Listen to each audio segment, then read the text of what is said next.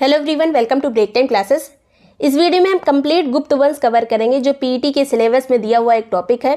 इसके अलावा गुप्त वंश के दो प्रमुख राजाओं के बारे में क्वेश्चन पूछे जाएंगे। पहला है समुद्रगुप्त, दूसरा है चंद्रगुप्त विक्रमादित्य द्वितीय। अब इसके दोनों राजाओं के अलावा और भी जो क्वेश्चन बन सकते हैं गुप्त वंश के, उसको भी कवर करेंगे शॉर्ट में, लेकिन इन दोनों राजाओं के बारे में डिटेल में देखेंगे। पीईटी का पेड ग्रुप ज्वाइन करने का लिंक डिस्क्रिप्शन में है, वहाँ पूरा डिटेल देखने के बाद आप ज्वाइन कर सकते हैं। पूरा प्रोसेस बताया हुआ है। इसके अलावा वहीं पे सभी शॉर्ट नोट्स वगैरह सब आपको प्रोवाइड कर दी जाएंगे टेस्ट और क्विज के साथ ही। आगे चलते हैं। सबसे पहले बात करें गुप्तों की, तो ये कुषाणों के सामंत हुआ करते थे। पहले ये राजा नहीं थे, पहले ये कुषाणों के अंडर काम करते थे। इसके अलावा अगर प्रमुख क्षेत्र की बात की जाए तो उत्तर प्रदेश, बिहार और मध्य प्रदेश वगैरह इनके प्रमुख क्षेत्र, मतलब उत्तरी भारत इनका प्रमुख क्षेत्र था। अब गुप्त राजाओं के बारे में जो जानकारी के स्रोत हैं वो हमें कहाँ कहाँ से मिलते हैं, तो कुछ साहित्य से मिलते हैं, कुछ खुदाई से प्राप्त हुए हैं, कुछ मंदिरों में जो प्रमाण मिलते हैं उसकी वजह से हमें जानकारी मिलती है, कुछ विदेशी यात्री आए थे उनसे हमें जानकारी मिलती है। तो यहाँ पहले साहित्य के बारे में देखते हैं। कुछ साहित्यों के नाम, उनके लेखक के नाम दिए हुए हैं जो गुप्तकालीन है। अब इसमें मैचिंग वगैरह में पूछा जाता है। तो पहला है यहाँ पे प्रमुख साहित्य देवी चंद्रगुप्तम। देवी चंद्रगुप्तम से हमें रामगुप्त और चंद्रगुप्त विक्रमादित्य द्वितीय के बारे में जानकारी मिलती है। देवी चंद्रगुप्तम के लेखक कौन है, तो ये है विशाख दत्त। विशाख दत्त की रचना है देवी चंद्रगुप्तम। इसके अलावा और जो कालिदास की रचना है, कालिदास ने बहुत सारी रचनाएं की हैं। तो यहाँ पे ऋतु संहार, कुमार संभव, इसके अलावा मेघदूत, मालविकाग्निमित्रम, अभिज्ञान शाकुंतलम, ये सभी चीज़ें जो हैं ये जो महाकवि थे कालिदास से संबंधित है। अगर पूछा जाए कालिदास किसके नवरत्नों में आते थे, तो चंद्रगुप्त द्वितीय जो विक्रमादित्य थे उन्हीं के नवरत्नों में ये शामिल थे। महाकवि इनको उपाधि प्राप्त थी कालिदास को। आगे बात करेंगे मृच्छकटिकम से भी हमें गुप्तकालीन जानकारी मिलती है। ये किसकी रचना है, तो ये शूद्रक की रचना है। कामसूत्र किसकी रचना है, ये वात्स्यायन की रचना है। ये सभी गुप्तकालीन ग्रंथ हैं। आगे बात करेंगे गुप्तकालीन कुछ मंदिर हैं जो पूछे जा सकते हैं कहाँ स्थित है या फिर किसके मंदिर है ये। तो पहला जो मंदिर है तिगोआ विष्णु मंदिर, ये विष्णु का मंदिर है। तिगोआ में कहाँ पे है ये, जबलपुर में। जबलपुर कहाँ पे है, मध्य प्रदेश में। दूसरा है शिव मंदिर जो कि भूमराज शिव मंदिर कहा जाता है। ये कहाँ स्थित है, तो सतना में स्थित है, मध्य प्रदेश में। फिर है नचना कोठार पार्वती मंदिर, ये कहाँ पे गुप्तकालीन मंदिर, तो ये पन्ना जिले में स्थित है, मध्य प्रदेश में। पन्ना से आपको याद होगा कि जो हीरों की खुदाई है मध्य प्रदेश में एक ही जिले से होती है जो कि है पन्ना जिला। आगे बात करेंगे भीतर गांव मंदिर, काफ़ी फेमस है, पुराना मंदिर है, गुप्तकालीन। कहाँ पर स्थित है, कानपुर में स्थित है, कानपुर देहात वाले एरिया में। आगे बात करेंगे देवगढ़ दशावतार मंदिर, ये कहाँ स्थित है, तो ये उत्तर प्रदेश के ललितपुर में स्थित है। आगे है गुप्त काल के जो पुरातात्विक स्रोत है, मतलब जो खुदाई से प्राप्त होते हैं उसे पुरातात्विक स्रोत कहा जाता है। ये कौन कौन से हैं, तो पहला है पुरातात्विक स्रोत में जो स्तंभ होते हैं या फिर शिलालेख होते हैं, गुहा लेख होते हैं, वो सभी इसमें आते हैं। तो पहला है यहाँ पर प्रयाग प्रशस्ति, एक स्तंभ है जिससे हमें जानकारी मिलती है समुद्रगुप्त के बारे में। प्रयाग प्रशस्ति से किसके बारे में जानकारी मिलती है, तो समुद्रगुप्त के बारे में। दूसरा एक अभिलेख है जिसका नाम है भीतरी अभिलेख, जो कि स्कंदगुप्त का अभिलेख है। इससे हमें जानकारी मिलती है कि गुप्त काल में स्कंदगुप्त के टाइम पे हूण आक्रमण हुआ था। तो हूण आक्रमण की जानकारी हमें कहाँ से मिलती है, भीतरी अभिलेख से, जो कि स्कंदगुप्त का अभिलेख है। फिर आगे सिक्कों से भी जानकारी प्राप्त होती है गुप्त काल की। इसके अलावा अजंता गुफा जो कि महाराष्ट्र में है, बाघ की गुफाएं जो कि मध्य प्रदेश में है, इससे भी गुप्तकालीन जानकारी प्राप्त होती है जो कि पुरातात्विक स्रोत कहे जाते हैं।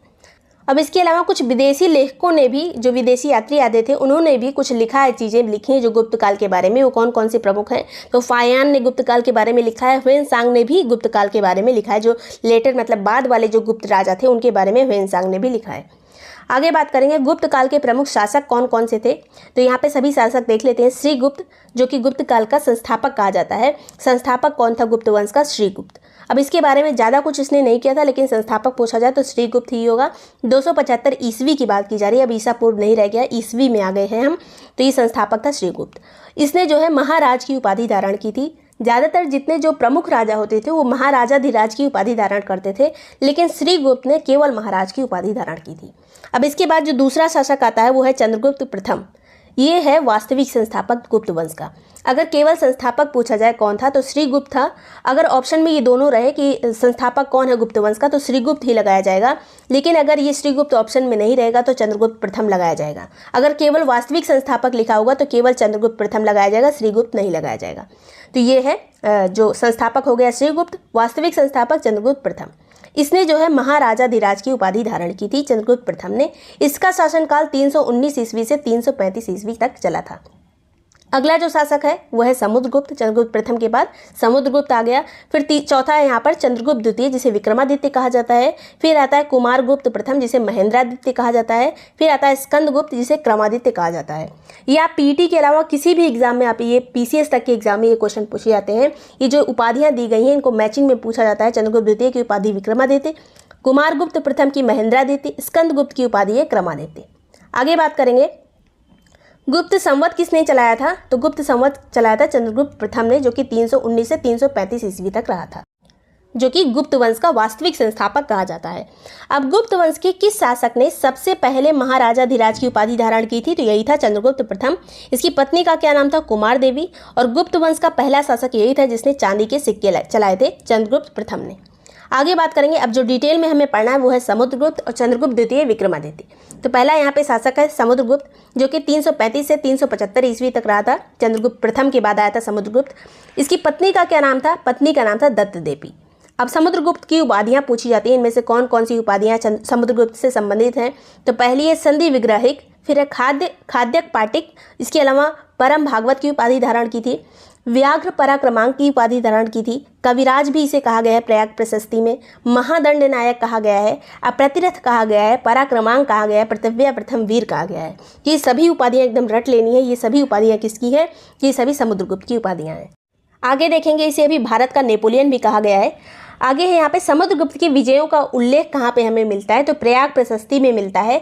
और ये जो प्रयाग प्रशस्ति है किसने लिखी है, तो ये हरिशरण ने लिखी है। हरिशरण किससे संबंधित है, किसके राजदरबार में रहता था, समुद्रगुप्त के राजदरबार का एक प्रमुख कवि था हरिशरण, और इसने संस्कृत भाषा में लिखा है ये प्रयाग प्रशस्ति। तो भाषा का नाम भी पूछा जा सकता है कि प्रयाग प्रशस्ति किस भाषा में लिखा गया है, संस्कृत भाषा में। किसने लिखा है, हरिशरण ने। किसकी प्रशंसा इसमें बताई गई है, तो समुद्रगुप्त की प्रशंसा इसमें की गई है।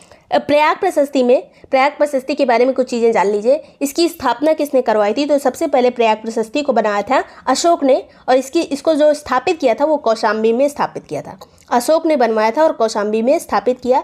बाद में इसमें समुद्रगुप्त का जो प्रशंसनीय वर्णन भी किया था इसमें हरिशरण ने, जो भी हमने देखा।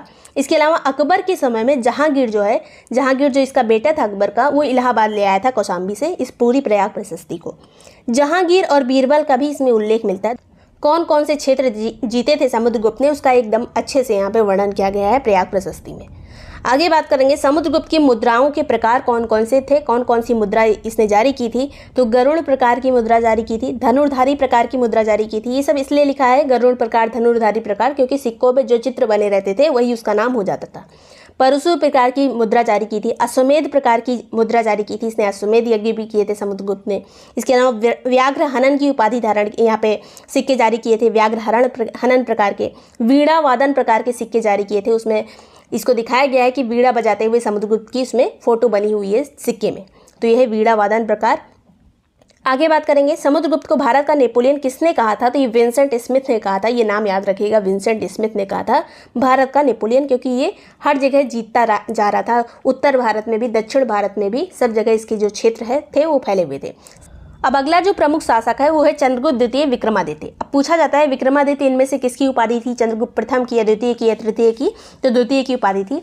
टाइम पीरियड कब से कब तक है चंद्रगुप्त द्वितीय का, तो 375 से 415 ईस्वी तक, 375 से 415 ईस्वी तक। अब इसका जो टाइम पीरियड है इतना ज़्यादा इंपॉर्टेंट नहीं है, क्योंकि इसमें 2-4 साल 5 साल अलग अलग बुक में, अलग अलग वेबसाइट में अलग अलग लिखा रहता है। तो आपको मेन चीज़ याद रखनी है। और सबसे ज़्यादा जो यहाँ पे सन के बारे में पूछा जा सकता है वो गुप्त संवत कब शुरू हुआ था, 319 जो हमने देखा था अभी, चंद्रगुप्त प्रथम ने गुप्त संवत चलाया था, उसके बारे में क्वेश्चन पूछा जा सकता है। बाकी इसकी उपाधियाँ वगैरह इंपॉर्टेंट हैं, जैसे अन्य नाम इसके क्या क्या थे, तो देवराज और देवगुप्त। बड़ा भाई कौन था चंद्रगुप्त द्वितीय का, तो ये था रामगुप्त। अब रामगुप्त कहा जाता है कि समुद्रगुप्त के बाद पहले रामगुप्त राजा बना था। कहीं कहीं पे ये चीज़ें लिखी है, लेकिन गुप्त वंशावली में इसका उल्लेख नहीं मिलता है रामगुप्त का। ये जो है देवी चंद्रगुप्तम जो भी हमने देखा था विशाख दत्त की रचना, उसी में रामगुप्त का उल्लेख किया गया है। कहा गया है कि पहले रामगुप्त शासक बना था, लेकिन ये शकों से हार गया, थोड़ा डरपोक टाइप का था रामगुप्त। तो ये शकों से हार गया और अपनी पत्नी को दे दिया शकों को। इसकी पत्नी का नाम था ध्रुव देवी। तो इसका जो छोटा भाई था जिसका नाम है चंद्रगुप्त द्वितीय विक्रमादित्य, जिसके बारे में हम पढ़ रहे हैं, वो गया, उसने शकों को हराया, शकों को पराजित करके उसके बाद रामगुप्त को भी मार दिया, अपने बड़े भाई को। उसके बाद उसकी विधवा जो थी ध्रुव देवी, उससे विवाह कर लिया। तो किसने हराया था शकों को? तो चंद्रगुप्त द्वितीय ने शकों को हराया था। उसके बाद इसको कहा जाने लगा शक विजेता, और इसने खुद से एक उपाधि धारण की जो थी शकारी। तो शकारी और शक विजेता किसे कहा जाता है? चंद्रगुप्त द्वितीय को कहा जाता है। आगे बात करेंगे, चंद्रगुप्त द्वितीय ने कुछ वैवाहिक संबंध भी स्थापित किए थे। तो वैवाहिक संबंध के माध्यम से कुछ राज्यों के साथ अपने अच्छे संबंध इसने बनाए, जिससे इसको सफलता मिल सके, आगे कोई इसका प्रतिरोध ना कर पाए। तो कौन कौन से वंश के साथ इसने विवाह संबंध बनाए? पहला है नागवंश। नागवंश की कन्या जिनका नाम था कुबेर नागा, कुबेर नागा से इन्होंने विवाह किया, जिससे इनकी एक पुत्री का जन्म हुआ जिसका नाम था प्रभावती। प्रभावती किसकी पुत्री है? तो चंद्रगुप्त द्वितीय विक्रमादित्य की पुत्री है प्रभावती। काफ़ी फेमस है ये। फिर आगे बात करेंगे, वाकाटक वंश के जो राजा थे जिनका नाम है रुद्रसेन, नरेश रुद्रसेन द्वितीय से इन्होंने अपनी बेटी का विवाह किया जिसका नाम था प्रभावती। प्रभावती का विवाह किसके साथ किया? तो वाकाटक वंश में जाके किया, जो राजा का नाम था रुद्रसेन द्वितीय। आगे बात करेंगे, कदम्ब राजवंश के साथ भी वैवाहिक संबंध स्थापित किए। अपने बेटे कुमारगुप्त प्रथम का विवाह इस राजवंश में किया था, कदम्ब राजवंश में। तो इस तरह से 3 वंशों के साथ इन्होंने अच्छे संबंध स्थापित किए थे। आगे बात करेंगे, चंद्रगुप्त द्वितीय की राजधानी कौन कौन सी थी? तो पहली राजधानी थी पाटलिपुत्र, दूसरी थी उज्जैनी। पूछा जाता है चंद्रगुप्त द्वितीय ने अपनी द्वितीय राजधानी कौन सी बनाया था? तो उज्जैनी को बनाया था दूसरी राजधानी। अब उपाधियां देख लेते हैं एक साथ, कौन कौन सी उपाधियां धारण की थी चंद्रगुप्त द्वितीय ने? शकारी, विक्रमांक, विक्रमादित्य, शक विजेता और परम भागवत। ये सभी किसकी उपाधियां हैं? तो ये सब चंद्रगुप्त द्वितीय की उपाधियां हैं। आगे बात करते हैं, चंद्रगुप्त द्वितीय विक्रमादित्य के नवरत्न कौन थे? इनसे क्वेश्चन बहुत पूछा जाता है, इनमें से कौन नवरत्नों में शामिल नहीं थे, या फिर निम्न में से कौन सा नवरत्न जो है किस क्षेत्र से संबंधित था? तो यहाँ पे पहले बात करते हैं कालिदास, जो कि महाकवि थे। धन्वंतरी ये चिकित्सक थे। छपड़क जो है ये ज्योतिषी थे। अमर सिंह कोशकार थे, या डिक्शनरी जो लिखता है उसको कोशकार कहा जाता है। शंकु जो आर्किटेक्ट होता है, वास्तुकार कहते हैं, शंकु जो नाम के व्यक्ति थे ये वास्तुकार थे। वेताल भट्ट, जिसको आप सीरियल वगैरह में देखते होंगे, ये जादूगर थे। घटकर पर क्या थे? ये कूटनीतिज्ञ थे। उसके बाद वराह मिहिर क्या थे? तो खगोल विज्ञानी थे वराह मिहिर। वरुचि क्या थे? तो व्याकरण, जो व्याकरण के ज्ञाता होते हैं उसे कहा जाता है व्याकरणज्ञ। तो ये आप अच्छे से प्रोनाउंस कर लीजिएगा, व्याकरण के जानकार थे वरुचि। तो कौन कौन हो गए व्यक्ति जो नवरत्नों में शामिल थे? कालिदास, धन्वंतरी, छपड़क, अमर सिंह, शंकु, वेताल भट्ट, घटकर पर, वराह मिहिर और वरुचि। आगे बात करेंगे, इसमें किसी और एक्स्ट्रा नाम दे दिया जाएगा तो इसमें शामिल नहीं है। मेहरौली का एक स्तंभ लेख है, लोहे का बना हुआ है ये। तो ये किससे संबंधित है? तो चंद्रगुप्त द्वितीय से संबंधित है। पूछा जा सकता है कि मेहरौली स्तंभ लेख का संबंध किससे है? चंद्रगुप्त द्वितीय से। कहाँ पे ये है? दिल्ली में स्थित है, कुतुब मीनार के सामने। आगे बात करेंगे, इस मेहरौली स्तंभ लेख में एक राजा का उल्लेख किया गया है जिसका नाम है चंद्र। तो चंद्र नाम से इसका जो वैज्ञानिक है या फिर जो खोज करता है वो संबंध लगाते हैं कि जो चंद्र नाम के व्यक्ति हैं ये चंद्रगुप्त द्वितीय हैं। आगे बात करते हैं, फायान किसके शासनकाल में आया था भारत? तो ये चंद्रगुप्त द्वितीय विक्रमादित्य के टाइम पे ही आया था। ये चीनी यात्री था, चीन से आया था, ये मध्य एशिया होते हुए आया। उसके बाद दक्षिण में ताम्रलिप्ति जो एक बंदरगाह था वहाँ से होते हुए ये बाहर चला गया, समुद्र के रास्ते से अलग अलग देशों में चला गया। तो ये काफ़ी टाइम तक फायान रहा था। उसने कई ग्रंथ लिखे हैं जिसमें हमें जानकारी मिलती है गुप्त काल की। चीनी ग्रंथों में भारत को क्या कहा गया है? तो भारत को कहा गया है यिंतु। भारत का नाम क्या है चीनी ग्रंथों में? यिंतु।